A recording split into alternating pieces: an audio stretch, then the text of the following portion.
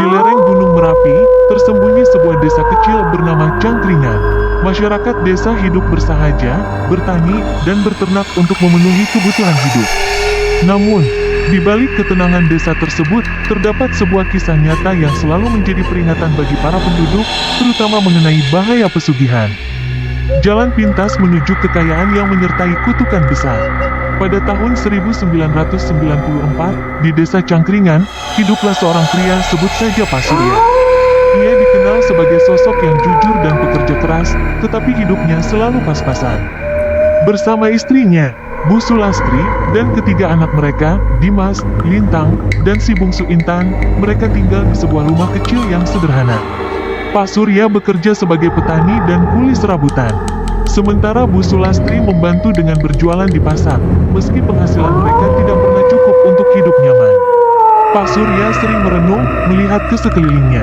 Beberapa orang di desa yang dulunya sama-sama petani kini tampak makmur. Rumah-rumah mereka besar, memiliki kendaraan, dan sawah luas. Mereka semua kaya mendadak dalam waktu singkat.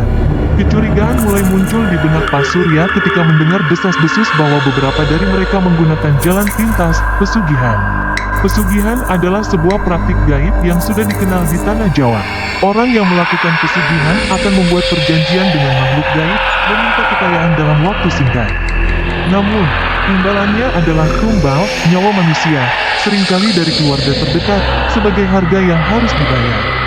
Pak Surya yang tadinya skeptis mulai tergoda. Terlebih setelah tangannya mengalami gagal total 2 tahun berturut-turut, ia mulai mempertimbangkan jalan lain. Tekanan ekonomi semakin menghimpit, dan impian untuk memberikan kehidupan yang lebih baik bagi keluarganya menjadi obsesi. Bagaimana mungkin aku bisa melihat anak-anakku hidup menderita sementara orang-orang lain hidup dalam kemewahan, pikirnya. Di tengah kegundahan batinnya, Pak Surya mendengar tentang seorang dukun tua yang terkenal sakti bernama Mbah Rejo. Mbah Rejo tinggal di pinggiran desa, dekat dengan hutan keramat yang dikenal sebagai Alas Ketu. Hutan ini dipercaya sebagai tempat tinggal para makhluk gaib. Banyak cerita yang berkembang tentang orang-orang yang pergi ke hutan tersebut untuk mencari kekayaan melalui perjanjian gaib, namun tak pernah kembali. Pada suatu malam, ketika bulan bersinar terang, Pak Surya dengan hati-hati mendatangi rumah Mbah Rejo. Rumah itu sangat sederhana, berdinding anyaman bambu dan beratap dunia, namun auranya begitu misterius. Ketika Pak Surya mengetuk pintu, seorang pria tua yang kurus dan berambut putih panjang membukakan pintu. Tatapan matanya tajam, seakan bisa melihat isi hati Pak Surya tanpa ia perlu berbicara. "Aku tahu apa yang kau inginkan, Surya," kata Mbah Rejo dengan suara serak yang membuat bulu kuduk Pak Surya merinding. "Kau ingin kaya, bukan? Kau ingin memberikan kemewahan pada keluargamu. Tapi, apakah kau siap dengan konsekuensinya?" Pak Surya, yang sudah terhanyut dalam ambisinya, tak banyak berpikir. Ia yakin inilah satu-satunya jalan untuk mengubah nasibnya. Mbah Rejo menatapnya dalam-dalam sebelum memulai ritual. Ritual pesugihan dilakukan di tengah hutan keramat, Alas Ketu, tempat yang diyakini sebagai pintu masuk dunia gaib. Pada malam Jumat Kliwon, Mbah Rejo memandu Pak Surya menuju sebuah batu besar di tengah hutan. Malam itu sunyi mencekam, hanya suara angin yang berdesir di antara pepohonan tua yang tinggi menjulang. Di tengah kegelapan, Mbah Rejo mulai membacakan mantra-mantra kuno dalam bahasa Jawa halus yang sulit dimengerti oleh Pak Surya. Udara di sekitarnya terasa semakin dingin, seolah-olah ada sosok tak kasat mata yang mulai mendekat.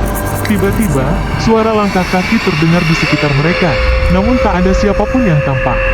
Dari kegelapan, muncul sesosok makhluk gaib berwujud hitam pekat, lebih besar dari manusia biasa, dengan mata merah yang berkilauan di malam itu. Suara makhluk itu terdengar menggema dalam kepala Pak Surya, meski mulutnya tidak bergerak. "Apa yang kau inginkan?" tanya sosok tersebut dengan suara berat yang menakutkan. Pak Surya, dengan suara bergetar, menjawab, "Aku ingin kaya.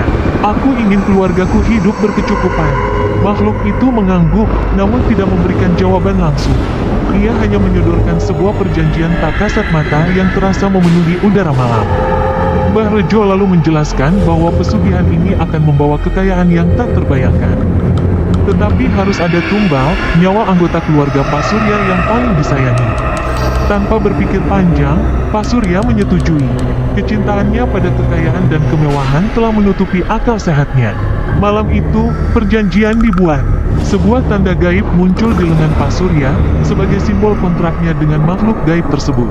Setelah ritual itu, kehidupan Pak Surya berubah drastis. Dalam beberapa bulan saja, ia mulai mendapatkan rezeki dari sumber yang tak terduga. Ia membeli beberapa petak sawah tambahan. Ternaknya berkembang biak dengan cepat, dan rumahnya dibangun menjadi jauh lebih besar dan mewah. Keluarganya hidup berkecukupan, bahkan sering mengadakan pesta di rumah barunya. Tetangga mulai heran, bahkan curiga, Pak Surya yang sebelumnya hidup biasa-biasa saja kini seperti orang kaya baru. Ia membeli perabotan mahal, pakaian baru untuk keluarganya, dan seringkali pamer kekayaannya. Tapi anehnya, ia tampak selalu gelisah, seolah-olah ada sesuatu yang menghantuinya. Pak Slamet, tetangga dekatnya, mulai melihat kejanggalan. Setiap malam, rumah Pak Surya yang biasanya terang benderang tiba-tiba menjadi gelap gulita, namun Pak Slamet masih bisa mendengar suara-suara bisikan dan tawa aneh dari dalam rumah itu. Tak hanya itu, beberapa kali ia melihat sosok hitam besar melintas di depan jendela Pak Surya. Suasana di sekitar rumah itu menjadi dingin dan menyeramkan, bahkan anak-anak desa pun takut untuk bermain di dekatnya. Beberapa bulan setelah kekayaan itu mulai mengalir, bencana datang. Dimas, anak tertua Pak Surya, tiba-tiba jatuh sakit tanpa sebab yang jelas. Tubuhnya melemah dengan cepat, ia sering pingsan, dan setiap malam mengigau ketakutan. Dokter di kota tidak bisa menemukan penyebabnya. Tubuhnya semakin kurus kering, hingga hanya dalam hitungan minggu, ia tak lagi bisa bangkit dari tempat tidurnya. Pak Surya mulai sadar bahwa waktu tumbal telah tiba. Dimas adalah anak kesayangannya, dan kini nyawanya menjadi bayaran atas kekayaan yang telah ia terima. Ia mencoba melawan takdir dengan mendatangi Mbah Rejo untuk mencari solusi. Namun Mbah Rejo hanya mengatakan bahwa perjanjian sudah dibuat, dan tak ada jalan kembali. Pada malam Jumat Kliwon berikutnya, tepat 1 tahun setelah perjanjian itu, Dimas mengembuskan napas terakhirnya. Pak Surya hancur, ia menangis di samping tubuh anaknya yang tak bernyawa. Namun dalam hatinya, ia tahu ini adalah harga yang harus dibayar. Setelah kematian Dimas, keluarga Pak Surya perlahan-lahan terpecah. Istri dan anak-anaknya yang lain mulai menjauh darinya. Lintang, anak keduanya, menjadi pendiam dan seringkali menangis tanpa sebab. Bu Sulastri tak lagi berbicara dengan suaminya, dan mereka berdua sering terlihat saling menjauhi. Pak Surya sendiri sering terlihat duduk termenung di beranda rumah, seolah berbicara dengan sosok tak kasat mata. Beberapa tetangga melihatnya seperti berbicara sendiri, memohon ampun pada sosok yang tak terlihat. Warga desa mulai menghindari keluarga Pak Surya, dan desas-desus semakin kuat bahwa mereka dikutuk oleh makhluk gaib akibat perjanjian pesugihan. Puncaknya terjadi ketika suatu malam, seluruh keluarga Pak Surya menghilang tanpa jejak.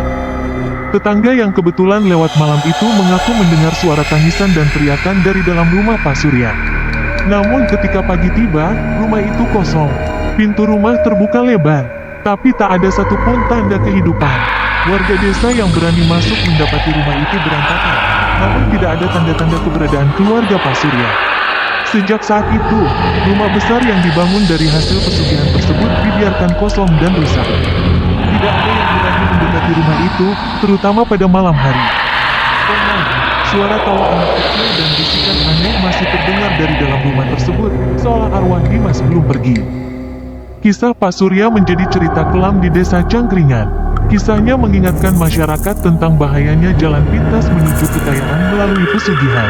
Meski janji kekayaan terasa menggoda, harga yang harus dibayar jauh lebih besar, bahkan merenggut nyawa dan ketenangan hidup. Hingga kini, cerita tentang pesugihan di lereng Merapi tetap menjadi peringatan keras bagi siapa saja yang mencoba melawan takdir dan mencari kemewahan dengan cara yang tidak seharusnya. Pesugihan mungkin membawa kemakmuran materi, namun hanya sesaat, sebelum akhirnya menelan segala sesuatu yang berharga, keluarga, kebahagiaan, dan jiwa.